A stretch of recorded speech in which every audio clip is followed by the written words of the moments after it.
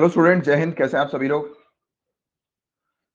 तो ये फटाफट रिवीजन सीरीज है करंट अफेयर्स की, गाइस। और इसका डिटेल वीडियो, हर एक करंट अफेयर का डिटेल वीडियो की लिंक आपको मैं डिस्क्रिप्शन पर प्रोवाइड करा दूंगा।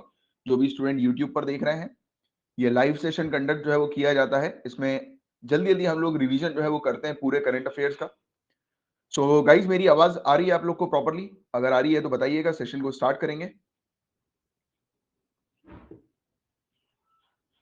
चलो, वेरी गुड। सबसे पहले तो मुझे ये बताओ कि right to freedom to trade and business, व्यवसाय और व्यापार की स्वतंत्रता का अधिकार कौन से आर्टिकल में हम लोग को देखने को मिल रहा है? आर्टिकल 19 प्रॉपर बताओ कि article 19 clause 1 ji. Article 19 clause 1 ji.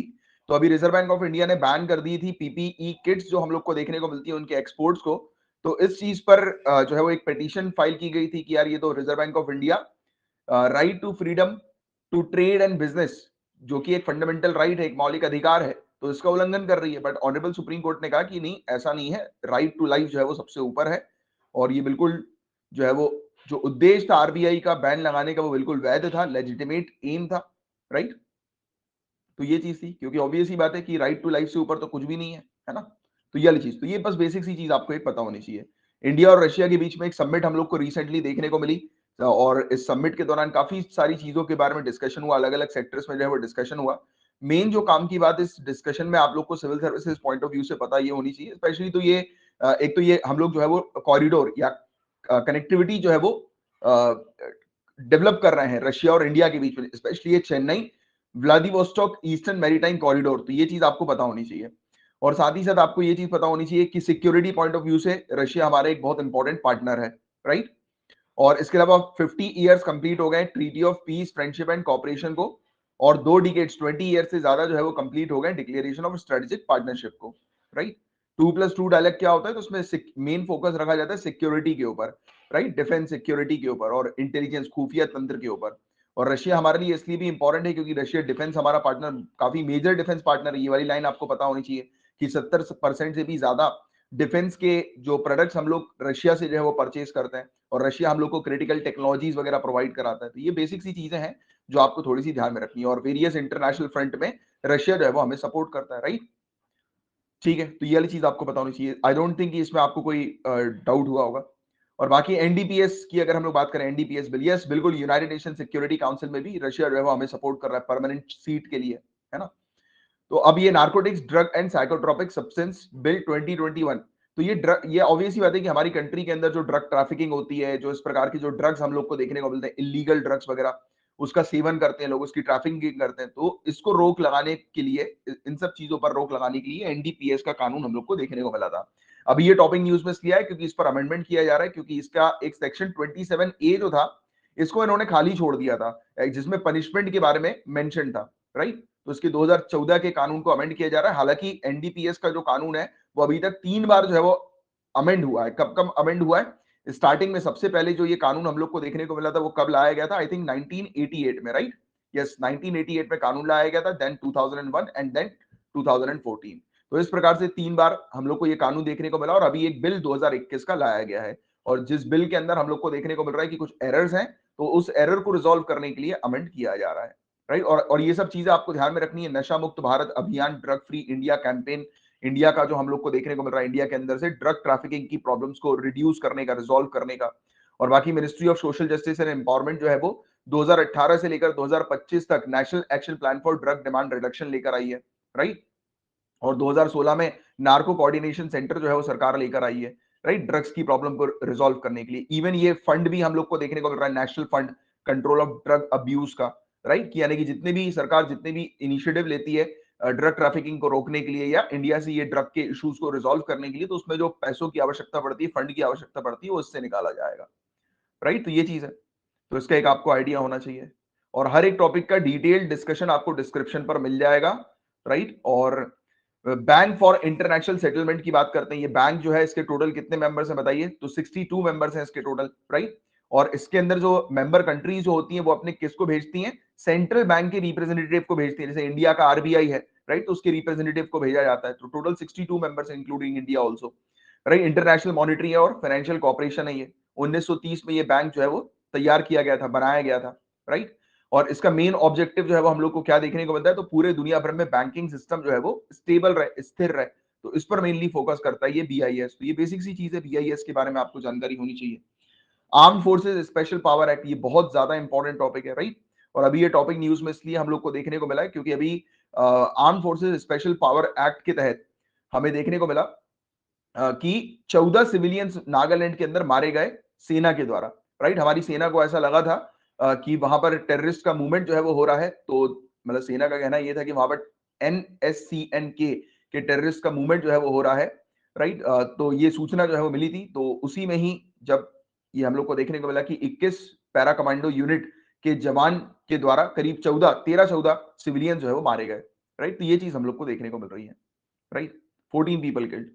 But इसमें आपको मेनली जो है वो दो चीजें पता होनी चाहिए। तो नागालैंड के ऊपर अभी कुछ समय पहले हमें देखने को मिला कि मिनिस्ट्री ऑफ होम अफेयर्स ने जो है वो नागालैंड को, पूरे के पूरे नागालैंड को एक डिस्टर्ब्ड एरिया डिक्लेयर कर दिया। तो यहां से आपको क्या चीज समझनी है कि कौन सी मिनिस्ट्री इन्वॉल्व होती है एक एरिया को डिस्टर्ब्ड एरिया डिक्लेयर करने के लिए, तो मिनिस्ट्री ऑफ होम अफेयर्स। तो इस तरीके के क्वेश्चन जो है वो पूछे जाते हैं। और arm forces special power act के बारे में पूरी आपको जानकारी होनी चाहिए कि यहाँ पर आर्मी जो है वो तैनात होती है ऐसे एरिया, जो एरिया जो लोकल पुलिस वगैरह जो होती है उनके कंट्रोल के बाहर होते हैं। लोकल पुलिस वहां पर लॉ एंड ऑर्डर को मेंटेन नहीं कर पाती, तो उस एरिया पर आर्मी जो है वो डिप्लॉय कर दी जाती है, राइट। ऐसे कुछ एरियाज होते हैं जिनको डिस्टर्ब एरिया कहा जाता है, जिन एरियाज के अंदर लगातार दंगे हो रहे होते हैं, राइट। हम लोग को देखने को मिलता है डिस्टर्ब एरिया जो होते हैं, तो उसको कंट्रोल करने के लिए ये आर्मी जो है वहां पर तैनात की जाती है, मिनिस्ट्री ऑफ होम अफेयर्स जो है वो तैनात करती है, राइट। तो ये चीज आपको पता होनी चाहिए। सेंट्रल गवर्नमेंट या फिर गवर्नर जो स्टेट के होते हैं या यूनियन टेरिटरी के जो एडमिनिस्ट्रेटर होते हैं, वो किसी भी स्टेट के किसी एरिया को डिस्टर्ब्ड एरिया घोषित कर सकते हैं या पूरे के पूरे स्टेट तक को जो है वो डिस्टर्ब्ड एरिया घोषित कर सकते हैं। हालांकि रिव्यू भी किया गया है कई बार, काफी सारी कमिटीज ने जो है वो कहा है कि इस पर्टिकुलर कानून को जो है वो हटा दिया जाए, बट रिपील कर दिया जाए, बट एक्चुअली देन टू ये रिपील जो है वो नहीं हुआ है, राइट। क्योंकि डिस्टर्ब्ड एरिया के प्रोटेक्शन के पर्पस के लिए ये कानून जो है वो लाया गया था। बट द थिंग इज कि इस कानून का कई बार गलत उपयोग जो है भी काफी ज्यादा होता है, गलत उपयोग, राइट। तो ये चीज arm force special power act के बारे में बहुत अच्छे से जो है वो आपको जानकारी होनी चाहिए, राइट। ये सब बेसिक सी डिटेल्स इसमें मतलब जो हमारी जो आर्म फोर्सेज जो होती है इसमें इंडियन आर्मी, इंडियन नेवी और इंडियन एयरफोर्स जो हम लोग को देखने को मिलती है आर्म फोर्सेज के अंदर, प्लस चौथी भी आर्म फोर्स है Indian coast guard, right. But इसमें मेनली आर्मी की जो है वो बात की जाती है, आर्मी को जो है वो तैनात किया जाता है डिस्टर्ब एरिया में, और वो वहां पर ऑपरेशन अपने कंडक्ट करती है। इवन इसके पास अथॉरिटी होती है आर्मी के पास कि किसी भी व्यक्ति को डिटेन करने की, अरेस्ट करने की, इवन शूट करने की भी अथॉरिटी आर्मी के पास होती है, राइट। तो ये सब कुछ पॉइंट्स आपको ध्यान में रखना है। Greater Tripura land, greater Tripura land, तो त्रिपुरा जो हम लोग को राज्य देखने को मिलता है, तो वहां पर रहने वाले जो आदिवासी समुदाय जो हम लोग को देखने को मिलते हैं, जो आदिवासी कम्युनिटीज जो हैं, तो वो एक सेपरेट एरिया की डिमांड कर रहे हैं, सेपरेट स्टेट की डिमांड कर रहे हैं कि उनके लिए एक सेपरेट स्टेट जो है वो होना चाहिए। तो यही है बस ग्रेटर त्रिपुरा लैंड।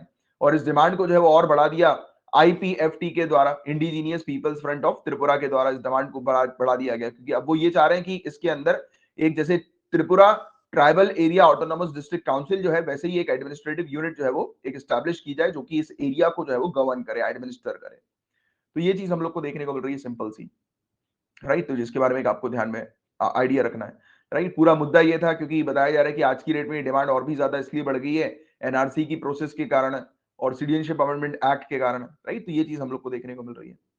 अब काम्पा फंड की बात करें, काम्पा फंड, तो इसका फुल फॉर्म से ही पूरी चीजें समझ में आ रही है, compensatory afforestation fund and planning authority. तो जो भी इंडस्ट्रीज वगैरह जब सेटअप होती है तो उस जगह से वो फॉरेस्ट एरियाज को जो काटती हैं, राइट।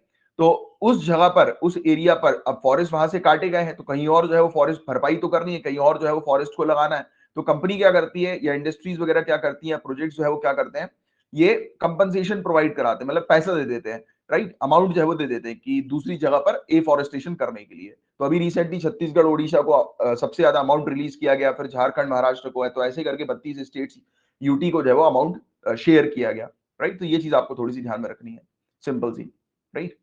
और कैंपा के बारे में बात करें तो ये 2016 में ये कानून लाया गया था। हालांकि कैंपा जो है वो काफी पहले से जो है वो स्टैब्लिश्ड है, यानी कि इस प्रकार के नियम ऑलरेडी काफी पहले से हम लोग को देखने को मिल रहा है कि कोई भी इंडस्ट्री अगर पेड़ वेड़ काटती है तो उसको भरपाई जो है वो करनी पड़ेगी दूसरी जगह पर एफॉरेस्टेशन करने के लिए, राइट। तो ये कंपनसेटरी एफॉरेस्टेशन है। इसमें 90% ये फंड का जो पैसा होता है वो स्टेट्स को प्रोवाइड किया जाता है और 10% केंद्र के पास ये पैसा रहता है। और वेरियस एक्टिविटी में, ये सिर्फ पेड़ लगाने वाली एक्टिविटी में नहीं बल्कि और भी एनवायरमेंट प्रोटेक्शन की एक्टिविटी में इस फंड का उपयोग किया जाता है। तो ये है काम्पा फंड, सिंपल सा।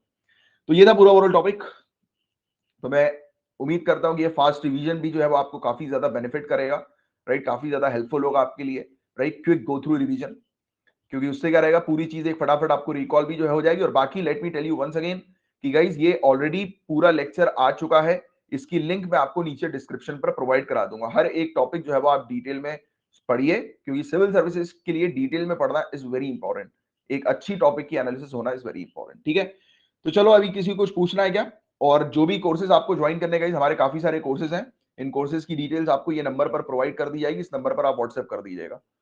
और बाकी हमारे जो लाइव स्टूडेंट्स हैं, उनको कुछ पूछना है क्या? Is everything clear? फिर मैं साइन ऑफ करूं? चलो ऑलराइट, तो अपन साइन ऑफ करते हैं, मिलते हैं हम कल, तब तक के लिए bye bye, take care, have a great day ahead, जय हिंद।